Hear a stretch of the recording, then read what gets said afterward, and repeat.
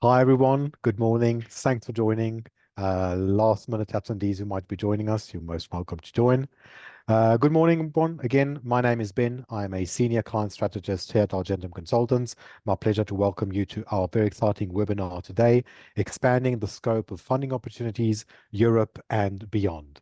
So the webinar will be about 30 minutes. We've got a busy agenda, so I suggest we'll skip right through to the agenda for today.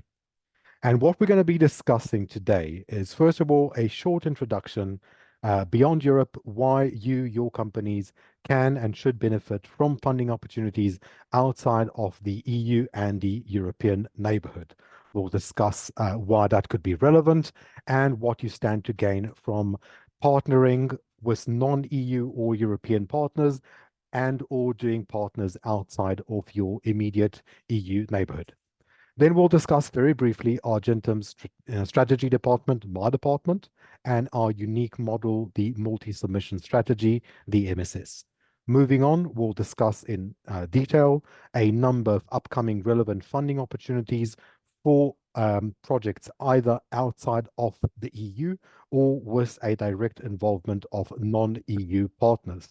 And finally, we'll discuss how to best tailor the right opportunity to the right project and the right kind of company and client.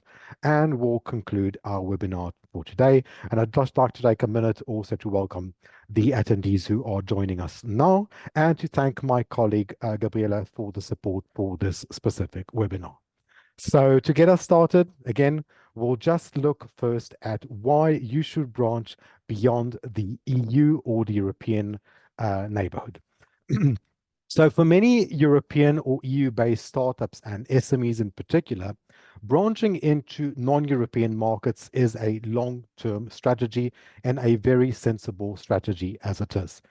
For many of you in particular, the North American market, the US market, namely, and the Asian markets, be that Japanese, Chinese markets, might be the markets that you are going to go for long term.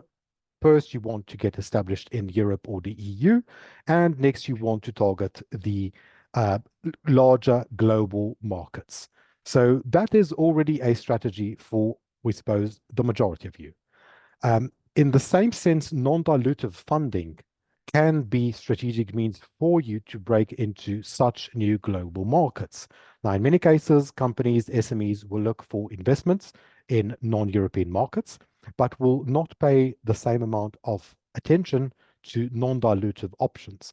Now, it's important to clarify here, when we are talking about non-dilutive funding, which is the main forte of Argentum Experience, as we'll discuss later, we are discussing opportunities for you, namely for grants, where you will be going as an applicant based in your country, where you are doing R&D with either a partner outside of the EU or European framework, or doing that project in a non-European country.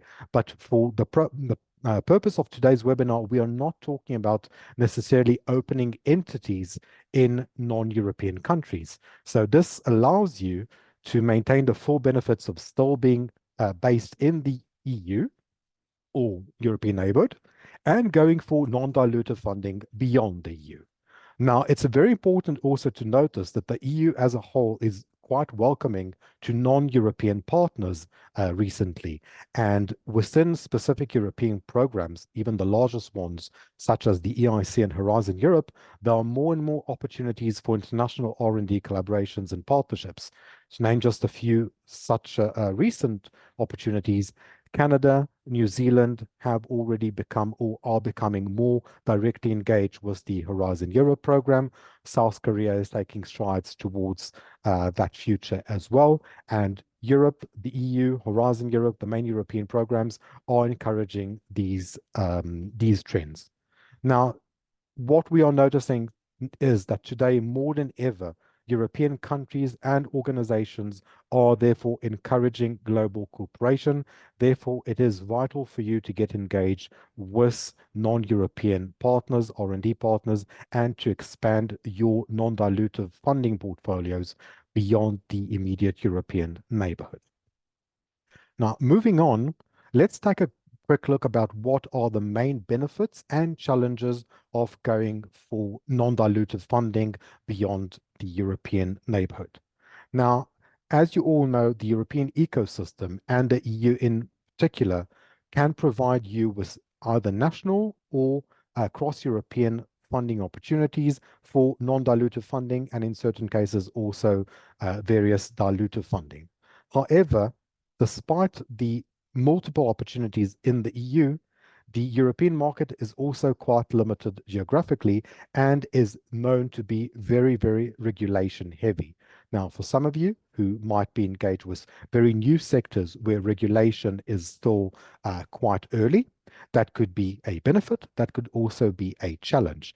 Now, when it becomes more of a challenge, we advise also not to confine your activities just to the EU market and to expand beyond that and look for opportunities elsewhere whilst you are working also on opportunities within your neighborhood.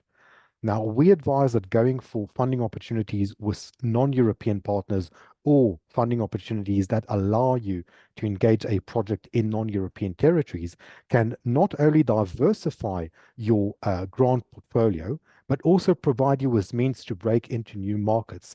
And this, especially the last point, is one that we see as very, very relevant to our clients. Because when you are engaged in an R&D project with a non-European partner, you have already established or you have already taken the first stages into entering a completely new market and in most cases also a new continent. So a main challenge in this regard is how to locate relevant partners and submit a strong proposal.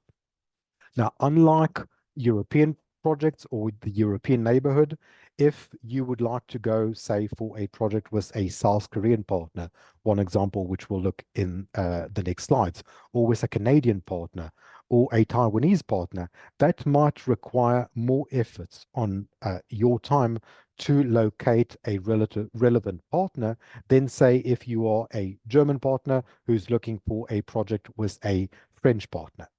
So going for non-dilutive funding beyond Europe is very advisable. At the same time, one of the challenges is how to construct the partnership and how to provide a good proposal for such an opportunity. That is one of the things that Argentum is here for. And my job, my role within the strategy department, which you can see our layout here, is exactly that. The strategy department works with our various clients from across the EU and beyond to devise a strong portfolio for you. So what we do is and you can see here we are divided into different clusters, mainly along the lines of Horizon Europe. You can see that my main cluster is Cluster 5, Mobility, Energy and Climate. We'll discuss a few energy-related proposals later during the presentation.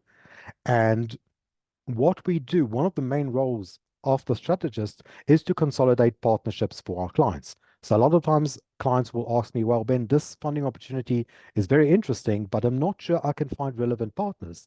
And that is one of the things that we do. So when you are going for non-European partners, one of the services that we will provide will also to try and match you up with the relevant partners. Now, very briefly, the way we look at the strategy process, we envision this and the whole multi-submission strategy, which is the unique product of Argentum. We envision this as a linear process. It's become circular. Our main goal, in a nutshell, is to always have submissions going for our clients. So we always have a major aim for you to be engaged with upcoming proposals and always have proposals in writing. Now, having taken this very, very brief overview, let's jump directly into relevant funding opportunities with non-European partners or beyond the European framework. The first opportunity we want to look into today is within the Eureka organization. Now, as many of you know, Eureka is a very well-established organization. It is an umbrella organization. At the moment, it has about 45 participants, namely EU members, but several important non-EU or non-European partners, which are listed here, and we'll go over them in a minute. Now, the flagship program of Eureka is Eurostars. Despite the name, Eurostars is also open to all of the Eureka partners, including the non-European partners. Eurostars is completely bottom-up, allows cooperation between any two or more applicants from two or more Eureka eligible countries and has two annual cutoff dates, typically in March and in September. The next cutoff date is in March, which, if you're starting to work on a proposal today, would not be advisable to go for March. And the one after has already been published and is for mid-September 2024, which is an ideal timeline for you to get engaged with such a proposal. Now, why are we mentioning Eurostars here if the name implies that it is Euro-centric? If you take a closer look, you will see that there are several non-EU or non-European partners which are core partners of Eurostars. These include countries such as Canada, Singapore, South Korea, South Africa, also Israel.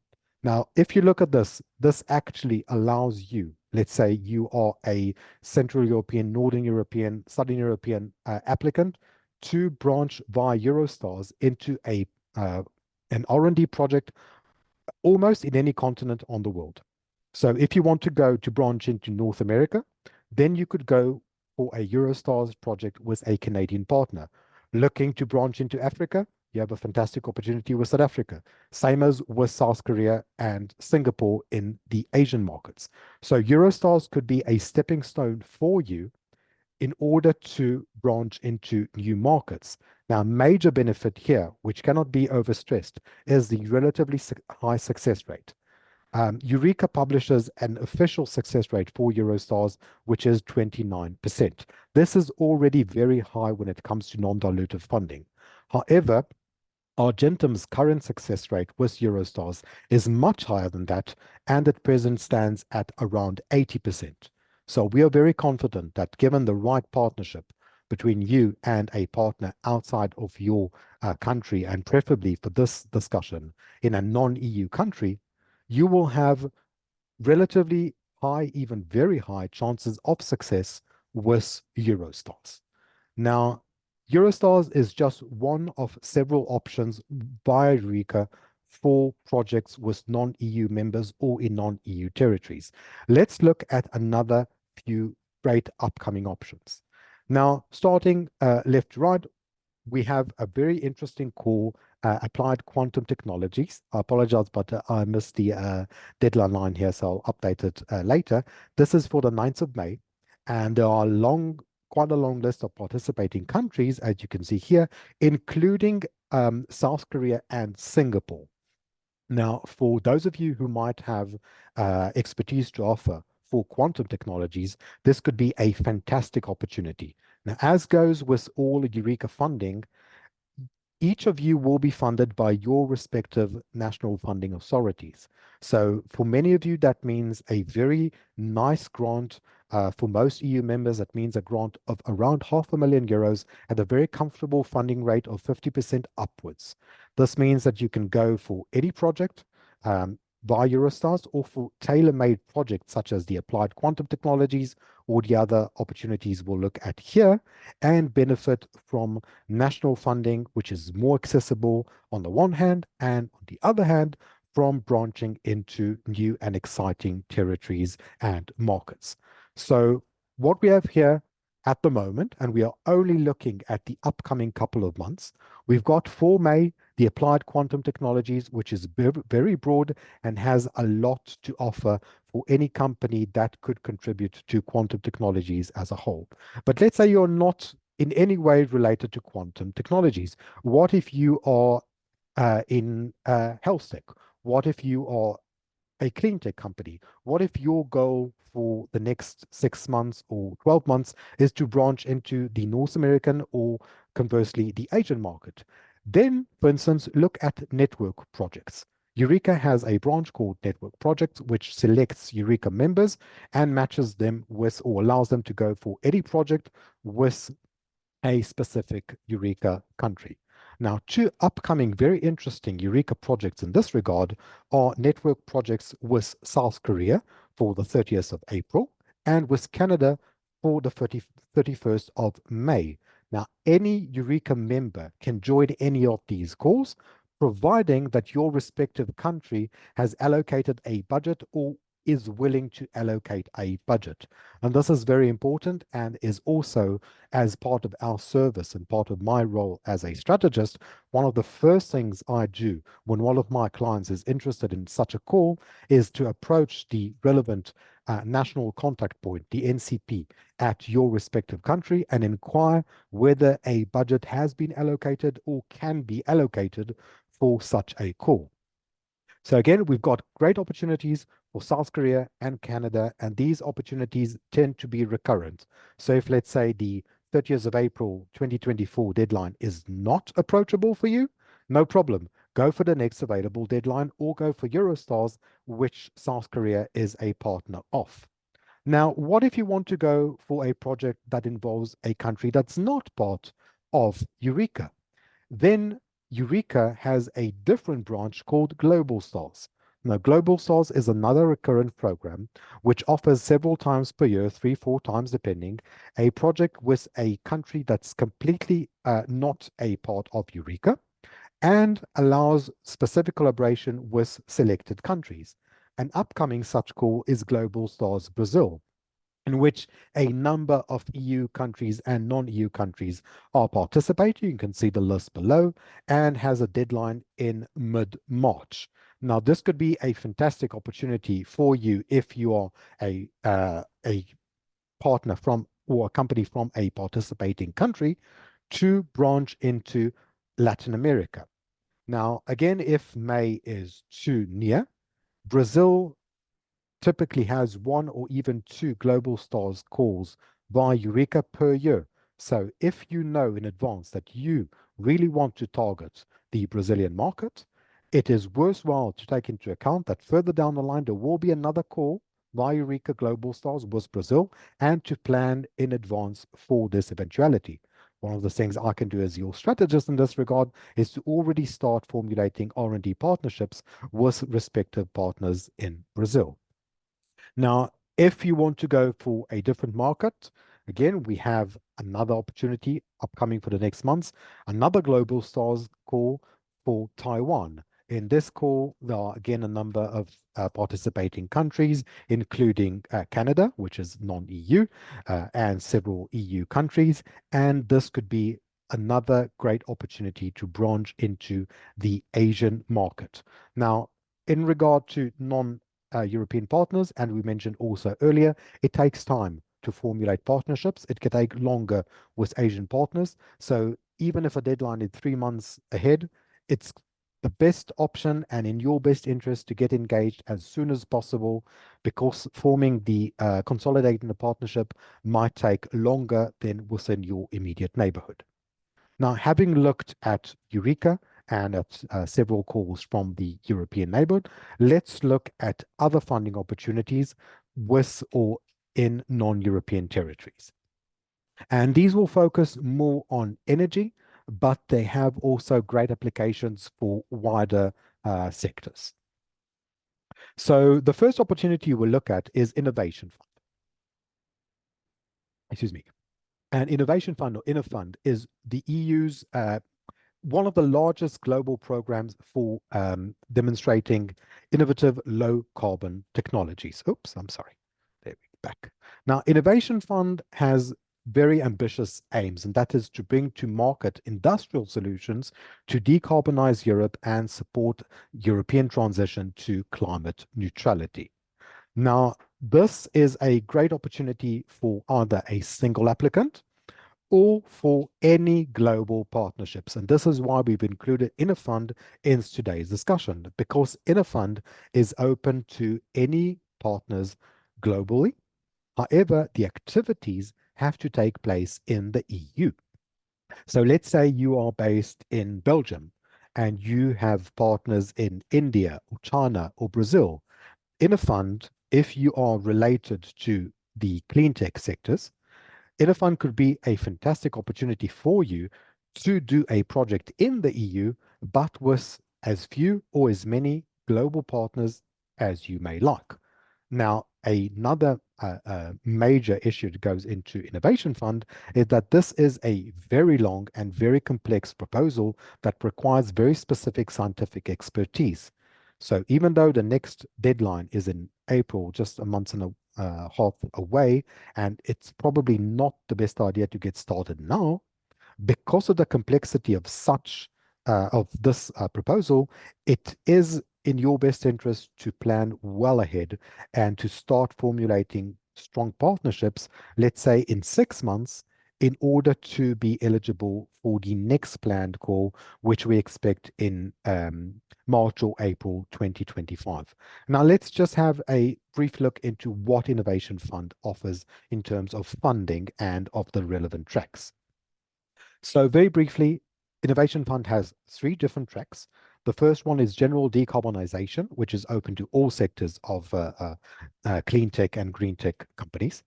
And for this track, we've got three sub-tracks that are generally divided according to budget, starting at small scale, going to medium and large scale, which range respectively from 2.5 million euros up to 100 million euros or more.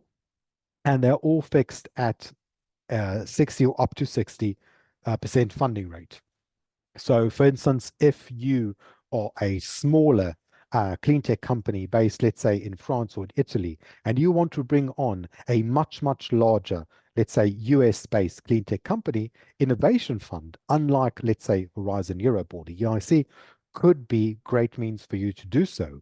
That could also mean that even if you don't have the means to self-fund 40% of the project, but would still like to benefit from a larger budget, then by bringing in international partners who might also have larger budgets by themselves, you could go for a much more significant budget. Because as we mentioned earlier, national funding is fantastic.